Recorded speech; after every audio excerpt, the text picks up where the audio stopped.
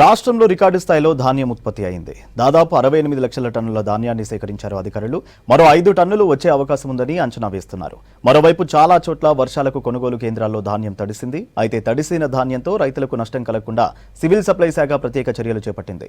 ధాన్యం ఆరబెట్టేందుకు, తేమ శాతం తగ్గించేందుకు ప్యాడీ డ్రైయర్, ప్యాడీ క్లీనర్లు అందుబాటులోకి తెచ్చింది. ఇక ధాన్యం కొనుగోలులో సివిల్ శాఖ చర్యలపై కమిషనర్ డిఎస్ చౌహాన్తో శ్రీశైలం ఫేస్ టు ఫేస్.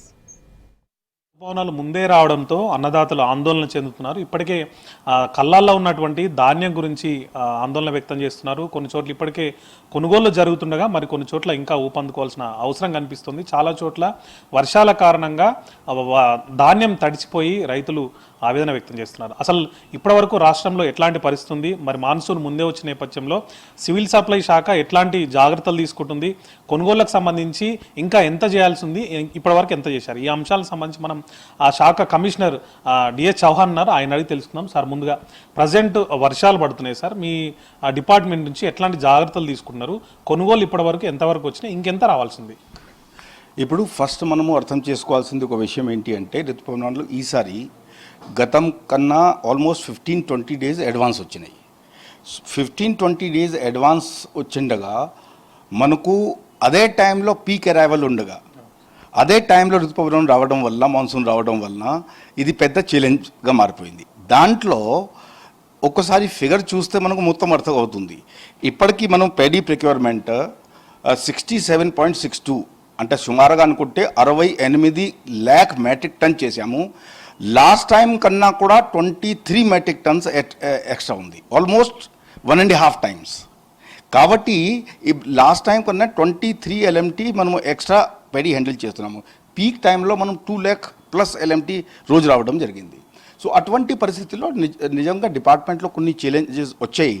ఆ ఛాలెంజెస్కి మనము మంచిగా ఎదుర్కొంటున్నాము. ఇప్పుడు కూడా సొల్యూషన్ పరిష్కారం చేస్తున్నాము, సమాధానం చేస్తున్నాము. ఫస్ట్ ఆఫ్ ఆల్ మనం వీసీ తీసుకుని అందరికీ ఎక్స్ట్రా టార్పోలిన్ ఇవ్వడం జరిగింది. వర్షం మీద మనం కంట్రోల్ చేయలేం, కానీ ఉన్నంత వరకు తర్వాత ఫీల్డ్ విజిట్ చేసుకుని ఏ విధంగా టార్పోలిన్ వాడాలా ఆ పద్ధతి కూడా చెప్పడం జరిగింది. వీసీ కూడా చేయడం జరిగింది. గౌరవ సీఎం గారు, గౌరవ పౌర సరఫరా శాఖ గారు చాలాసార్లు వీడియో కాన్ఫరెన్స్ కలెక్టర్స్తో చేయడం జరిగింది. దాంతో పాటుగా రాష్ట్రంలో తొలిసారి ఫస్ట్ టైం ప్యాడీ క్లీనర్స్ పెట్టడం జరిగింది. ఇప్పటికీ మనము ఆల్మోస్ట్ 750 ప్యాడీ క్లీనర్స్ డిప్లాయ్ చేసాం. దాంట్లో కొన్ని ట్రాన్సిట్లో ఉన్నాయి, బట్ ఎక్స్ట్రా వరకు అన్నీ డిప్లాయ్ అయిపోయినాయి. సో ఆ ప్యాడీ క్లీనర్తో క్లీనింగ్ మాత్రమే కాదు, కొంతవరకు తీమా కూడా తగ్గుతుంది, 2-3% లిమిట్కి వస్తుంది. కానీ ఎక్కువ తీమా వచ్చే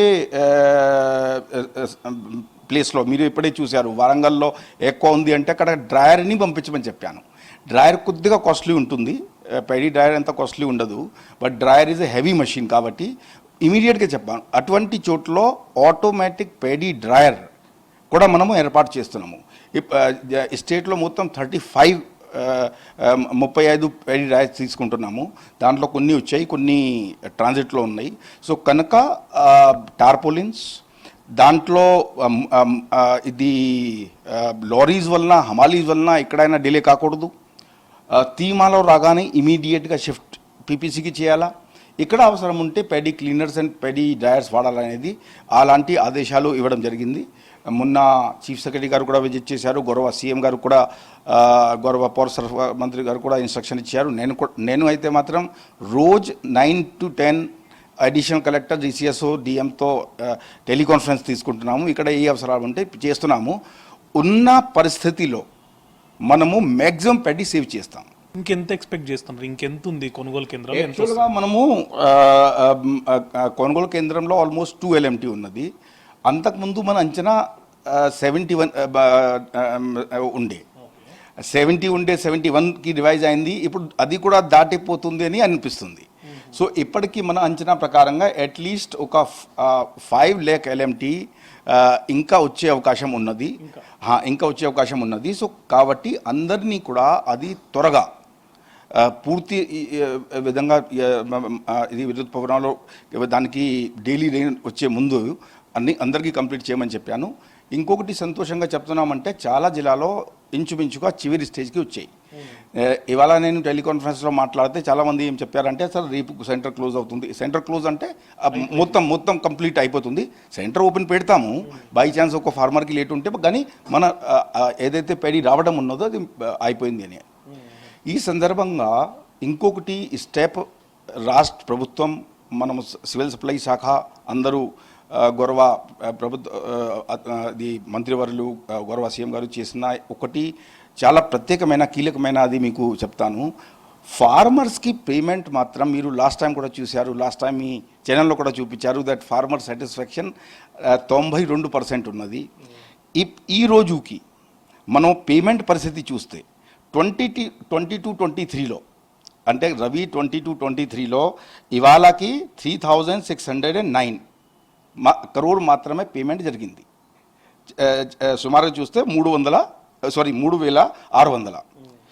లాస్ట్ ఇయర్ గతంలో 80,300.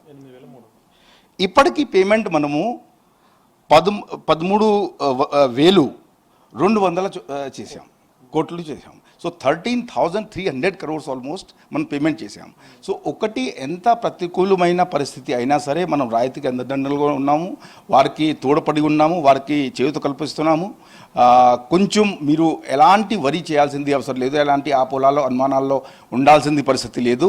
మనము అన్ని ఏర్పాట్లు చేస్తున్నాము. 1 or 2 రోజులు కొద్దిగా ఆలస్యం అయినా కూడా ధీమా రావటంలో త్వరగా అది చేస్తాము.